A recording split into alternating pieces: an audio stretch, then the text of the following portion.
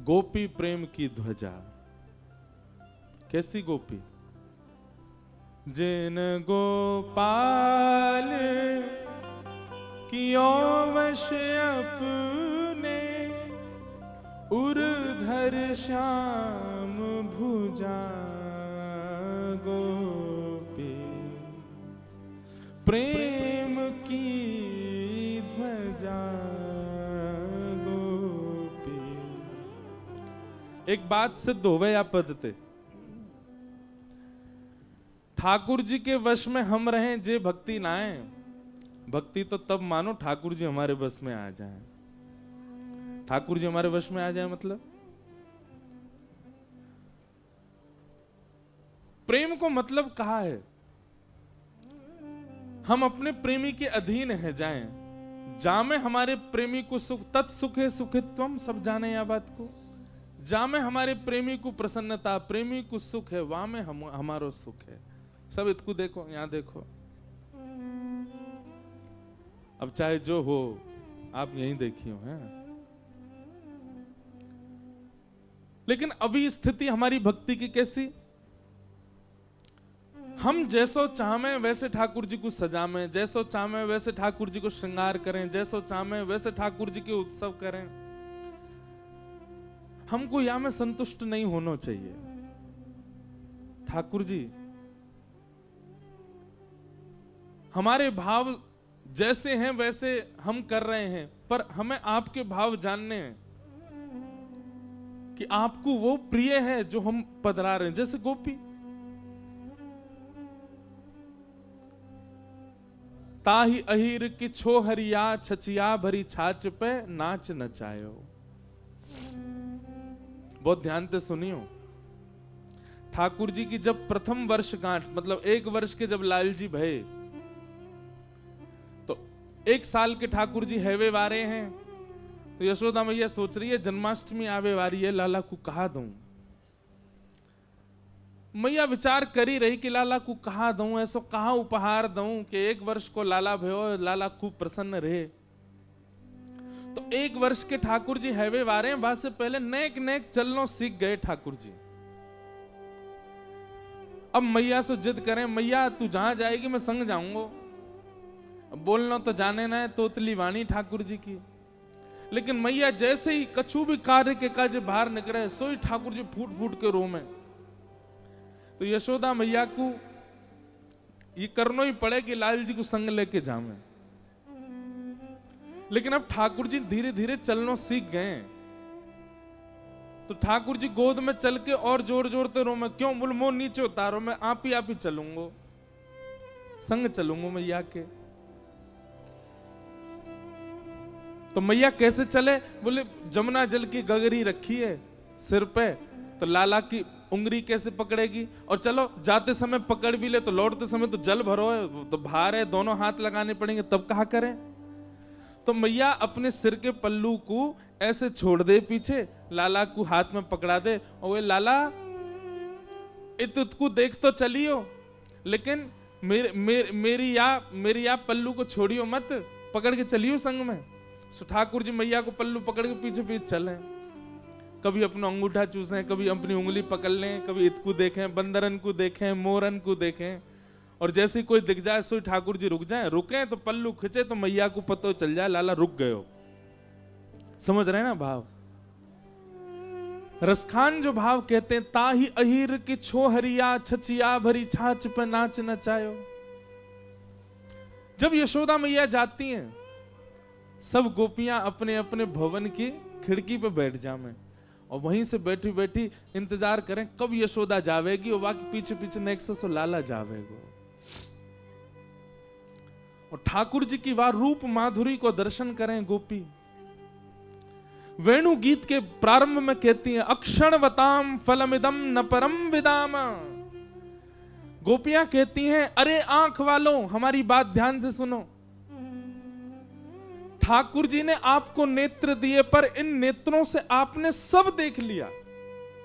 पहाड़ देख लिए, समुद्र देख ली, नदी देख ली, हरियाली देख ली, वन देख लिए, वंचर जीव देख लिए, हम अपने नेत्रों का सौभाग्य मानते हैं कुछ विशिष्ट देखने के बाद, पर गोपियां कहती हैं आपके नेत्र तब तक सौभाग्यशाली नहीं जब तक आपने श्याम सुंदर को नहीं देखा, जब तक आपने त्रिभंग लली बरहा पीड़म नटवर वपुः कर्णयो कर्णकारम विभ्रदवासः कनक कपसम वैजयंतीम चमालाम।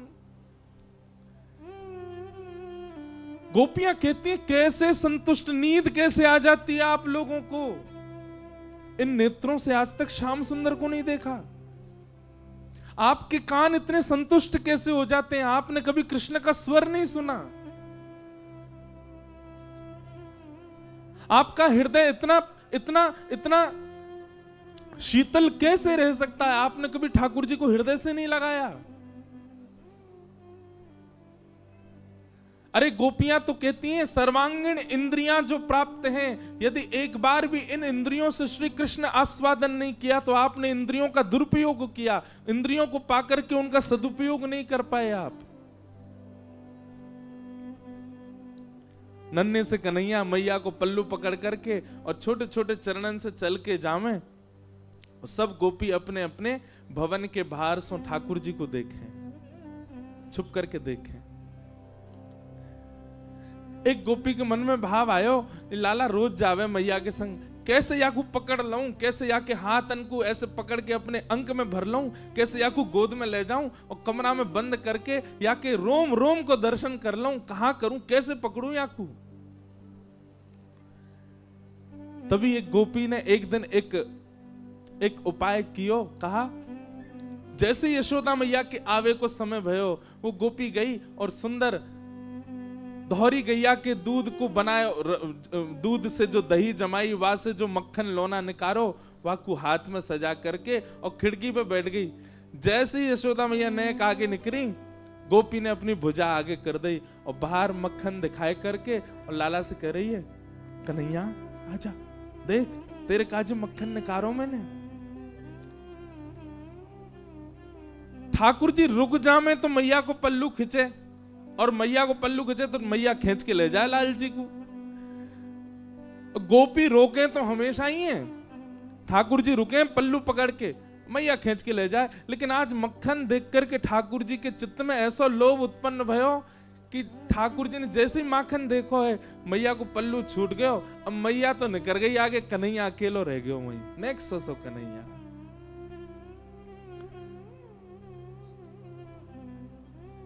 गोपी गई दौड़ करके ठाकुर जी को अंक में भर के अपने कक्ष में ले आई, अपने घर में ले आई, भीतर ते चटकनी लगा ली और सामने खड़े कर लिए ठाकुर जी। एक एक रों का दर्शन कर रही है। ठाकुर जी को वहां के प्रति आकर्षण नहीं, ठाकुर जी ढूंढ रहे मक्खन कहां है। ठाकुर जी रोने लगे, मोह मैया पास जानो है, मेरी मैया चली गई। गोपी कह रही देख मक्खन खिलाऊंगी लाला। सोई ठाकुर जी के रुदन बंद है जाए मक्खन के लोभ से। लाला खाएगो? हाँ खाऊंगो। ऐसे ना खवाऊंगी तो? बोले पहले मुझको हृदय से लगा।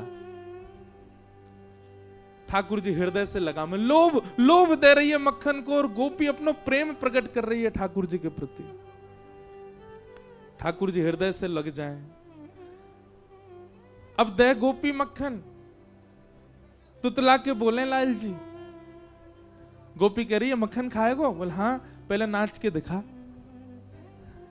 ठाकुर जी रोने लगे, बोले अच्छा अच्छा देख देख मक्खन खवाऊंगी, मक्खन खवाऊंगी। हाँ हाँ खवा, पहले नाच के दिखा। सो ठाकुर जी के मोटे मोटे आंसू हैं नेत्रन में, लेकिन ठाकुर जी नृत्य कर रहे हैं। क्यों? मक्खन खानो गोपी को। ठाकुर जी नृत्य करके दिखा रहे हैं। कभी अंक में भर लें, कभी कहें कि लाला अपनो गाल मेरे गाल ते छुपाए दे। ठाकुर जी अपने कोमल गाल छुपा दें। गोपी बेसुध हो जाती है जो जो ठाकुर जी लीला करते हैं उसके साथ।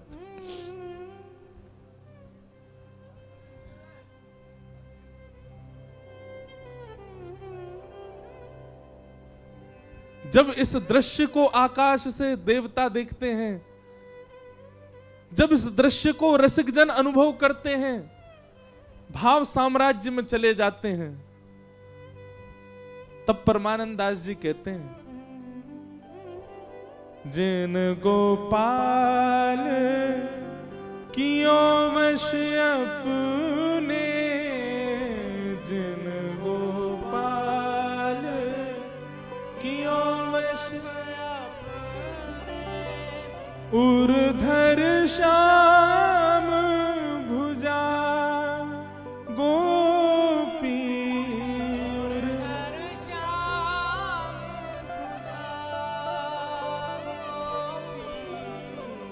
प्रेम की ध्वजा गोपी, प्रेम की ध्वजा गोपी। ठाकुर जी के संग सब लीला कर रही है गोपी। कभी गोद में बिठावे, जैसे जैसे कहना तो नहीं चाहिए पर कह दूं, अन्यथा मत लियो बात को। जैसे कोई मदारी वाके पास जो जीव रहे, वो वहां से सब काम करा दे, चल भैया ये कर दे, अब नाच के दिखा दे, अब घूम के दिखा दे, वो चल के दिखा दे। ऐसे वश में हैं गोपीन के ठाकुर जी।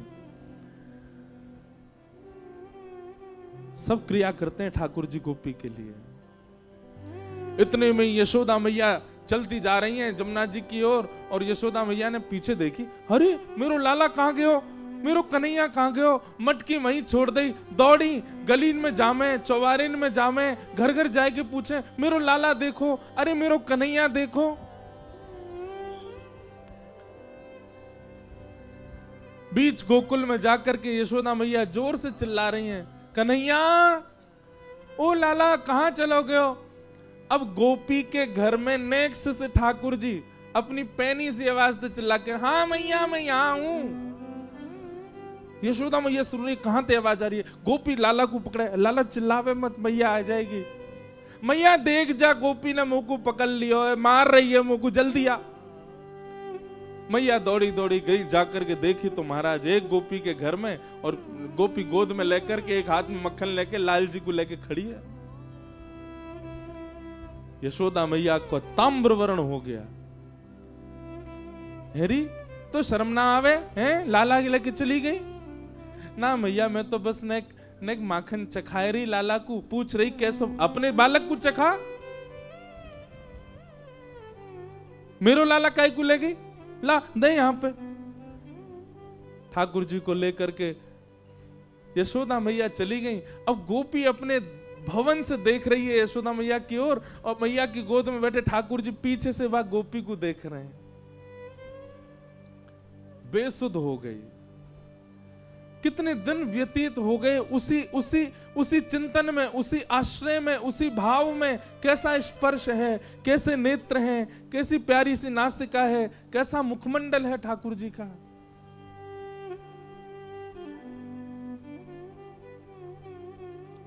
तब यशोदा मैया गई एक सुनार के पास, और मैया ने जाकर के कही, बोले मेरे लाला को जन्मोत्सव आ रहा है, तो अपने लाला के काजे एक क्षुद्र घंटिका बनवाऊंगी। क्षुद्र घंटिका कहा है, ठाकुर जी कौंधनी पहने कमर में, और वह कौंधनी में छोटी छोटी छोटी छोटी छोटी सोने की घंटी लगी हैं चारों ओर। मैया ये यही मारे बनवा के लाई है, क्यों, लाला की कमर में बांध दे, और जब मैया जमुना जी जल भरवे जामे, सो लाला जब मटक मटक के पीछे चले, सबरी घंटी बजे, तो मैया को पता लगती रहे कि लाला संग चल लो। जैसे ही कोई गोपी लोभ दे और ठाकुर जी वहां को भाजे, सोई मैया को पता, अच्छा यहां तक घंटी आवाज आ रही, लाला भाज को दिखे, सोई मैया जावे पकड़ के ले आवे, चल मेरे संग। इतनी सुंदर भाव। मैया क्षुद्र घंटिका की कौंधनी बनवा करके लाई। लाला को जन्मोत्सव पहले दिन सुबह उठाते ही ठाकुर जी अभी नहाए भी नहाए, ताते जलते मुंह पहुंच दियो बस। और यशोदा मैया ने ठाकुर जी की कमर में कौंधनी पहना दी।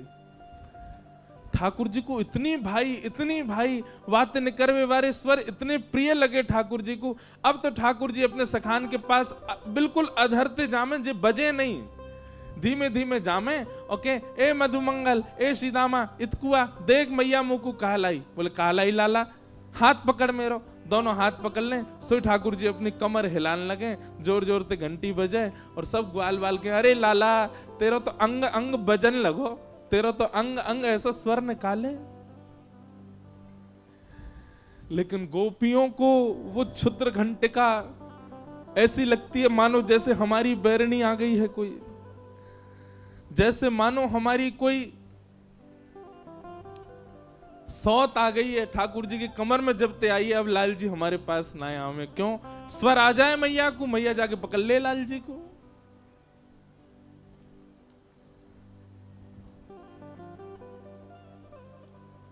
श्री कृष्ण प्रेम में उन्मत्त गोपियां, उनकी कोई आयु नहीं है, आबाल वृद्ध वनिता। भागवत जी कहती हैं एक छोटी सी बालिका से लेकर के अत्यंत वृद्ध गोपी तक सब ठाकुर जी से प्रेम करती हैं। सबको ठाकुर जी अपने प्रियतम के रूप में दिखाई देते हैं।